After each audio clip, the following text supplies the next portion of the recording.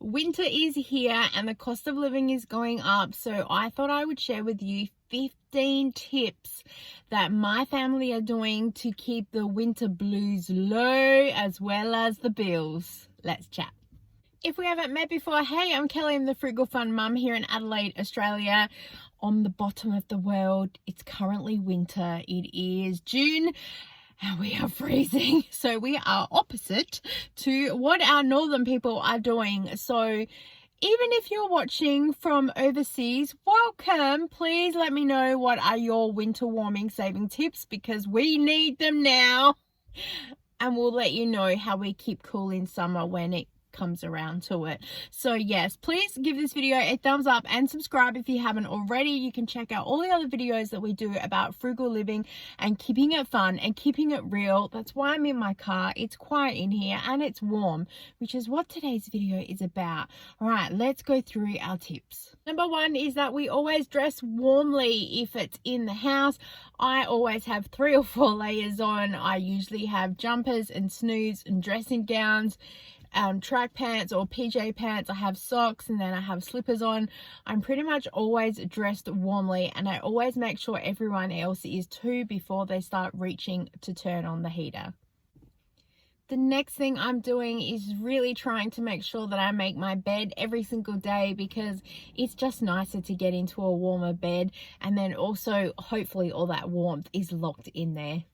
When it comes to our bedding as well, we have extra blankets and quilts. Hubby is a warm sleeper. I am cold sleeper, so I always need extra stuff. So he just kicks it off to my side. I don't mind at all. He is my own electric blanket as well, which does help. But yeah, we have extra bedding there. We also have quilts for everyone at their computers because it can get cold in some areas. So we have quilts for the bed and quilts for the computers. We were also gifted these from the Buy Nothing group as well, so they didn't really cost us a lot to keep warm. Next is our electric blanket. I could not be without this, let me tell you. I put it on just about half an hour before I go to bed. Sometimes though, I don't need it, because if I've had one of the children sitting in there on their phones, they've warmed up the bed for me, so it's really good. It also then makes me go to bed a little bit earlier too, because I'm just in a nice warmer environment. Next, we have heat bags, as well as these helping with the body aches. They're just really good to be able to zap in the microwave and to be able to have near you, as well as wrapped up in the blanket. We're just doubling up on all the warmth. Next, we've recently hung up a curtain that divides the lounge room into the corridor because there's no door there. It is just a lined back curtain. They're meant to go in the bedroom, but when the wall fell apart, we just put them aside and then we've put them up, and it has been such a blessing. We are able then to put the heater on for a very short period of time, and the curtain is helping lock the heat in and dividing from the lounge room to the corridor, because we don't need to warm the corridor, but we do want to warm the lounge room.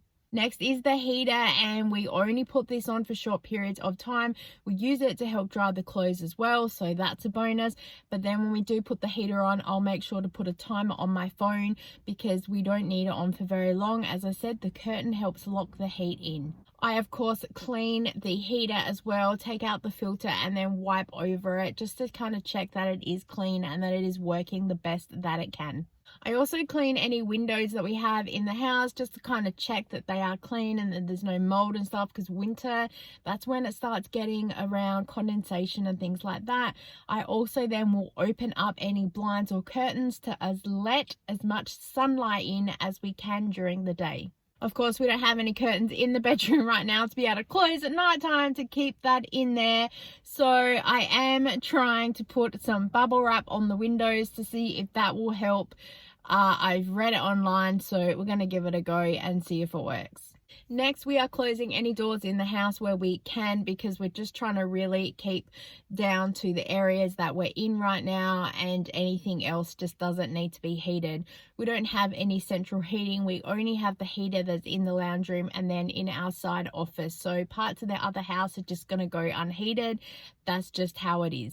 Some of the doors that we have, I will throw down an old towel just to help stop that breeze that comes through. Some of them have really good seals, so there's not an issue, but the odd one or two I will throw that towel down there. We have an older house, so I do feel the cold from time to time in parts of it. When I'm in the kitchen, I will sometimes close the kitchen door, especially if I am baking, and then that way the heat will stay in there and it wafts through also to our office, so it's a double help there. Of course, I like to cook warm food so we can have that in winter, lots of stews and casseroles. And of course, sometimes we like to have a warm Milo, sometimes with warm milk, sometimes it's just water from the kettle with a bit of milk added in. But either way, I find that it helps warm us up internally.